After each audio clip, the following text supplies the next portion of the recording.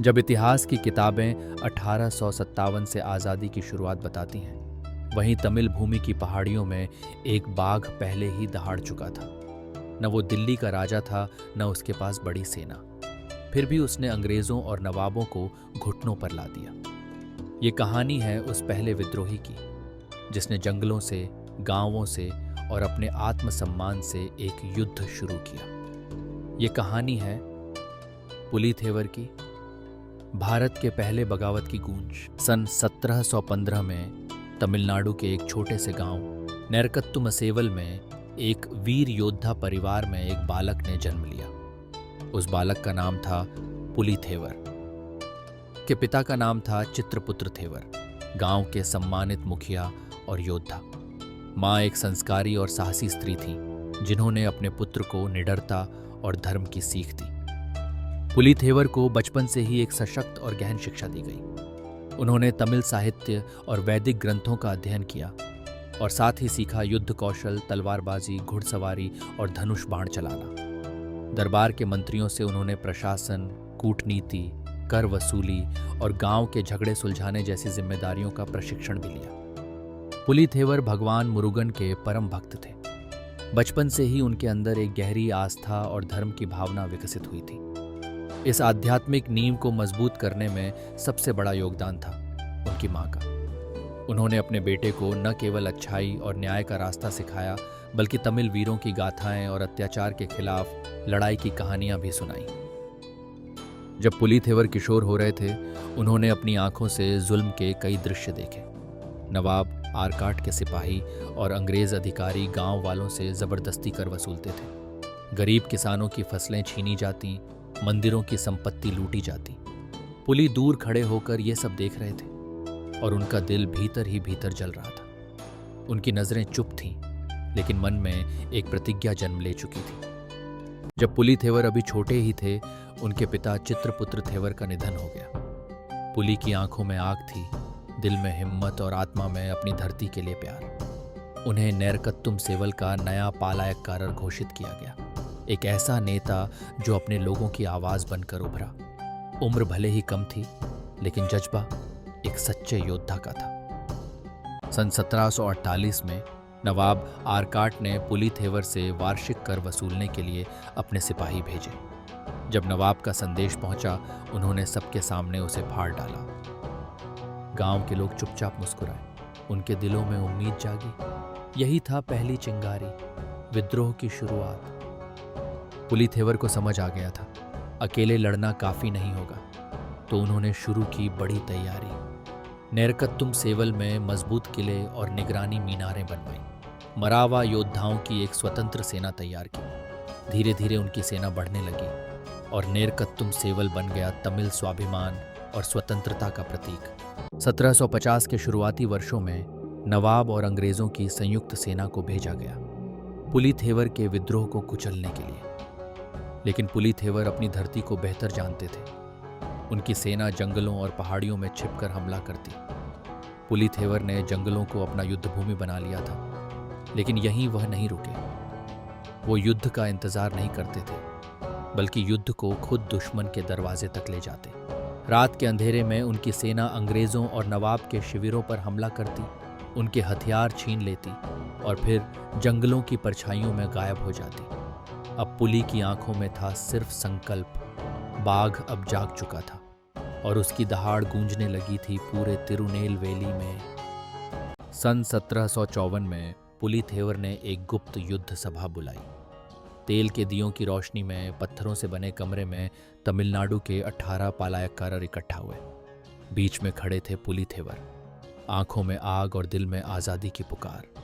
उन्होंने तलवार उठाकर गर्जना की, हम सोने के लिए नहीं, स्वतंत्रता के लिए लड़ेंगे।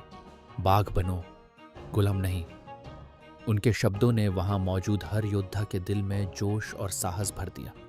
उस रात तमिल भूमि के वीरों ने एक साथ प्रण लिया, अब झुकना नहीं, अब रुकना नहीं। पुलिथेवर की ज्वाला अब पूरे क्षेत्र में फैल चुकी थी। गांवों में लोग उनके साथ जुड़ने लगे, आंखों में उम्मीद, दिल में हौसला। तमिल भूमि पर पहली बार कोई नेता इतना निर्भय खड़ा था, डर के साथ नहीं, बल्कि आग और आत्मगौरव के साथ। और फिर जब उनकी तलवार अंग्रेजों का झंडा चीरती है तो वो सिर्फ कपड़ा नहीं फाड़ता बल्कि गुलामी की जंजीरों को तोड़ डालता है। उस दिन तमिल ध्वज नहीं, तमिल आत्मा फिर से ऊंची उठी। पुलिथेवर की आत्मा को तोड़ने के लिए अब अंग्रेज और नवाब ने हाथ मिला लिया। हजारों की सेना लेकर वे नेरकत्तुम सेवल की ओर बढ़े। किले को चारों तरफ से घेर लिया गया, तोपें, धुआं और धमकियां। लेकिन पत्थरों की दीवारों के पीछे कुछ और ही आग जल रही थी। औरतें तीर भर रही थीं, बच्चे पत्थर उठाकर तैयार थे और किले की ऊंचाई पर पुलिथेवर हवा में लहराते हुए चोगे के साथ डटे खड़े थे। आसमान में तूफान था, लेकिन बाघ का घर इतनी आसानी से नहीं गिरने वाला था। हर क्रांति में एक गद्दार होता है। पुलिथेवर के साथ भी ऐसा ही हुआ। सोने के लालच में एक भरोसेमंद साथी ने विश्वास तोड़ दिया। उसने दुश्मनों को किले के गुप्त रास्तों का नक्शा सौंप दिया। शक्ति से नहीं, बल्कि धोखे से टूटे किले के द्वार। उधर पुलिथेवर मंदिर में अकेले दीपक की लौ के सामने प्रार्थना कर रहे थे। अनजान की बाहर आंधियां अब भीतर आने का रास्ता जान चुकी हैं। नेरकत्तुम सेवल की दीवारें कांप उठीं। चारों ओर धमाके गूंज रहे थे, लेकिन बीच मैदान में दो तलवारों के साथ पुलिथेवर गरज रहे थे। हर वार में था आक्रोश, हर चाल में था साहस। जहां एक तरफ किला जल रहा था, वहीं दूसरी तरफ एक बाघ आग के बीच लड़ रहा था, डटकर, निर्भय होकर।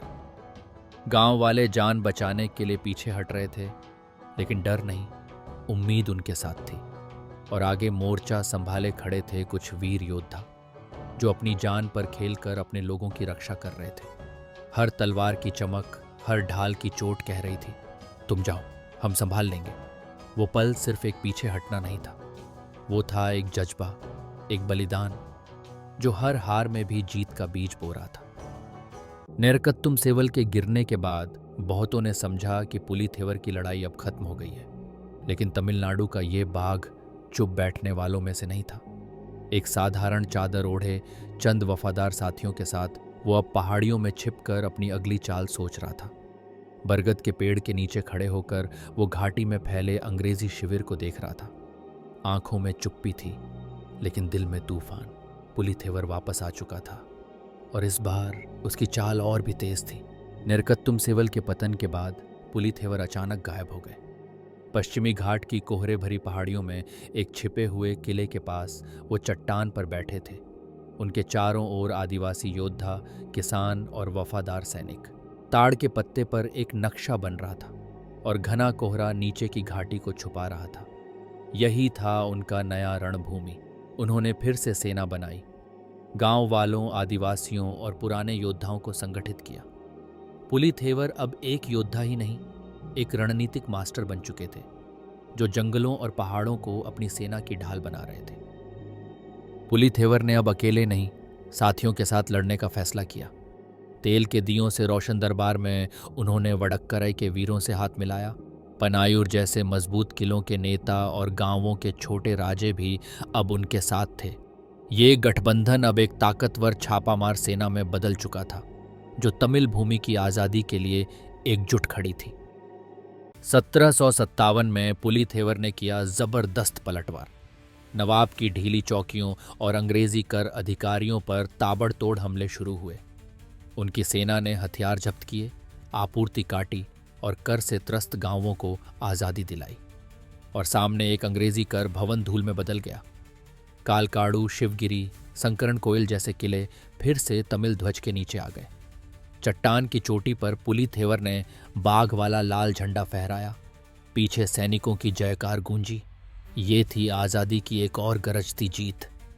1758 में महीनों की रणनीति और हमलों के बाद पुलिथेवर ने बड़ा वार किया, अपने किले नेरकत्तुम सेवल को वापस लेने का।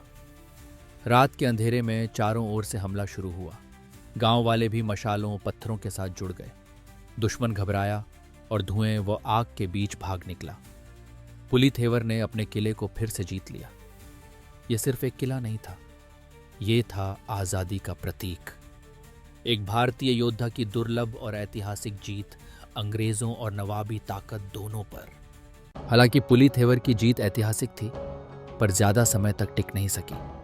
1760 के दशक की शुरुआत में अंग्रेजों और नवाब की बड़ी फौज फिर लौटी, नए हथियारों और भारी ताकत के साथ। पुलिथेवर ने अंत तक संघर्ष किया, लेकिन उनका अंत आज भी रहस्य बना हुआ है। कुछ कहते हैं वो युद्ध में शहीद हुए, कुछ मानते हैं वो जंगलों में छिपकर जिंदा रहे और वीर पांड्य कट्टा बोम्मन जैसे योद्धाओं को प्रेरणा देते रहे। आज भी उस घने जंगल की बारिश में एक चुप्पा विद्रोह गूंजता है, जिसका नाम है पुलिथेवर। नेरकत्तुम सेवल के किले में आज भी पुलिथेवर की कांस्य प्रतिमा गर्व से खड़ी है।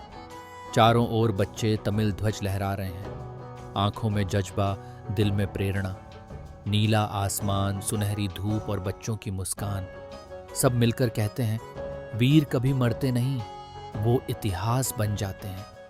आपको ये वीडियो पसंद आया और आप ऐसे ही और विषयों पर वीडियो देखना चाहते हैं और भारत के अनकहे पहलुओं को जानना चाहते हैं तो कृपया लाइक करें, सब्सक्राइब करें और आने वाले वीडियो के लिए बेल आइकन दबाएं।